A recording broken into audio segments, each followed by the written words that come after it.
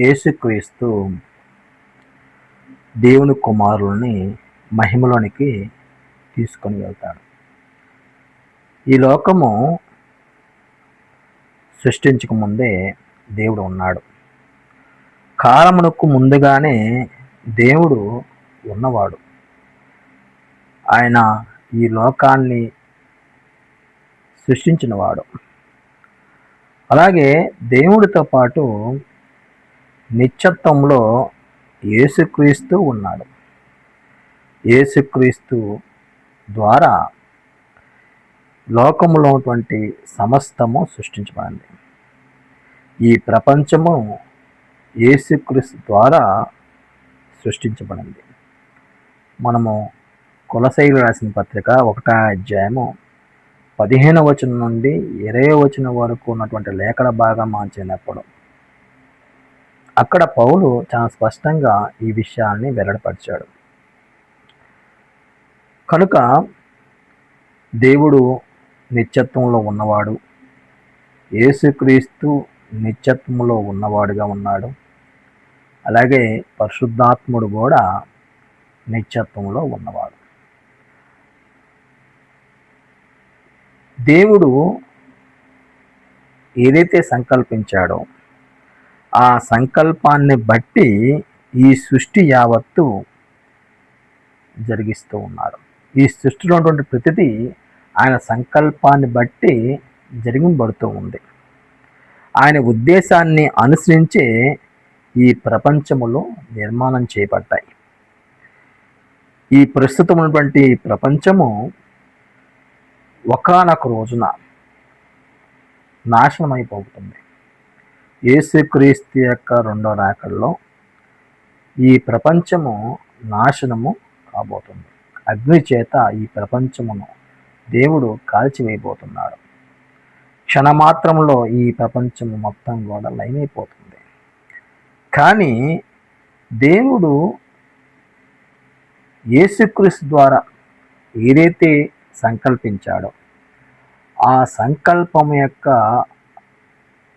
ముగింపు అనేది ఈ కాలము అంతంలో మనం చూడబోతున్నాం. ఈ సంకల్పం యొక్క ముగింపు ఏంటంటే ఎవరైతే ఈ భూమి మీద తన సంకల్పాన్ని అనుసరించి దేవుని కుమారులుగా బతికారు, యేసుక్రీస్తు యొక్క స్వారూప్యాన్ని సంపాదించటంలో ఎన్ని ఇబ్బందులు, శోధనలు, సమస్యలు వారి జీవితంలో ఏర్పడినప్పటికీ తట్టుకొని ఓర్పుతో సహించి జీవితకాలం అంతా కూడా దేవుని గుణాలు సాధించడానికి ప్రయాసపడినటువంటి వారి కొరకు యేసుక్రీస్తు వారు రెండోసారి ఈ దేవుని కుమారుల కొరకు రాబోతున్నారు. ఆ రోజు ఈ ప్రపంచములో లయమైపోతాయి. దేవుడు జగత్ పునాది వేయబడక మునిపి నిర్ణయించిన సంకల్పము ఆ రోజు ముగించబడుతుంది. మానవులు దేవుడు నిర్ణయించిన సంకల్పాన్ని అంగీకరించక వారి ఇష్టాలని, వారి యొక్క కోరికలని, వారి యొక్క జీవితంలో ఉన్నటువంటి దురాసమైనటువంటి అలవాట్లని అనుసరించి బ్రతికారు. వారందరికీ కూడా శిక్షను దేవుడు నిర్ణయించాడు.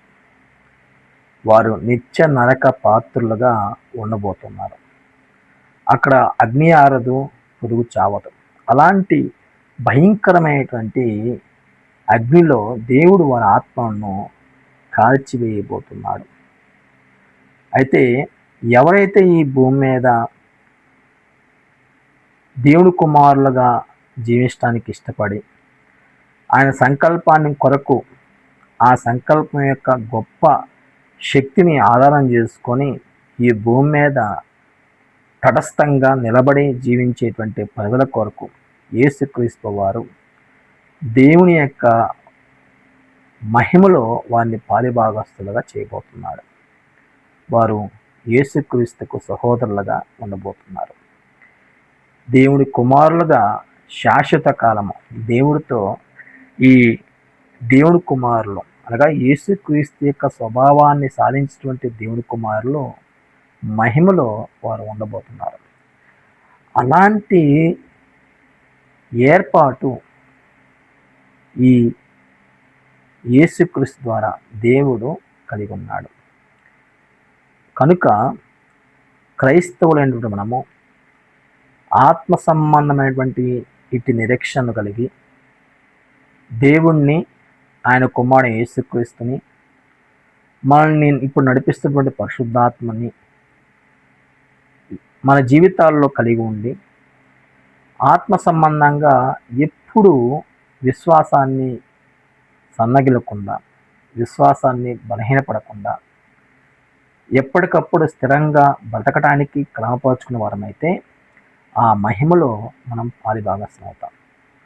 ఎవరైతే ఈ భూమి మీద దేవుడు కుమారులుగా జీవించాలని బాప్తిసం పొంది కొంతకాలము దేవుడు కుమారులుగా జీవించి తర్వాత లోకంలో ఉన్నటువంటి ఆశల కొరకు, లేకపోతే లోకంలో ఉన్నటువంటి మనుషుల యొక్క మెప్పు కొరకు తిరిగి తమ యొక్క విశ్వాసాన్ని విడిచిపెట్టిన వారైతే వారు నిత్య నరకానికి పాత్రులని గ్రహించవలసిన వారమై ఉన్నాం.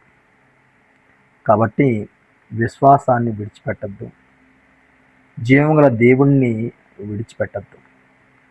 అది మన జీవితంలో శాశ్వత కాలం ఉండేటువంటి ఒక గొప్ప నష్టాన్ని తీసుకొస్తుంది.